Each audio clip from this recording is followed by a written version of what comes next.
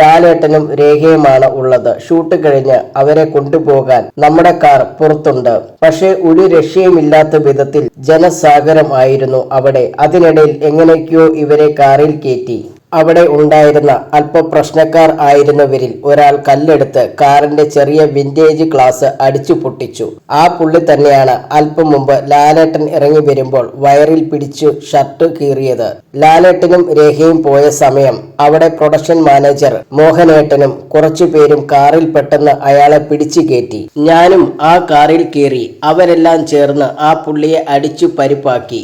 നേരെ ഹോട്ടൽ മഹാറാണിയിലേക്ക് വിട്ടു. ലാലേട്ടനെ പിച്ചിയ ആളെ കൊണ്ടുവന്നിട്ടുണ്ട് എന്ന് പറഞ്ഞ് നേരെ കൊണ്ടു ചെന്ന് മുന്നിൽ നിർത്തി. എന്താ മോനെ, ഇങ്ങനെയൊക്കെയാണോ പെരുമാറുക എന്നായിരുന്നു സ്വതസിദ്ധമായ ശൈലിയിൽ ചോദ്യം. അയാൾ ഇഷ്ടം കൊണ്ടാണെന്ന് പറഞ്ഞു. പെട്ടെന്ന് അകത്തുപോയി പുതിയ ഷർട്ട് എടുത്തു അയാൾക്ക് കൊടുത്തു. അടി കിട്ടിയതിന്റെയൊക്കെ വേദനയൊക്കെ മാറി. അയാൾക്ക് സന്തോഷമായി.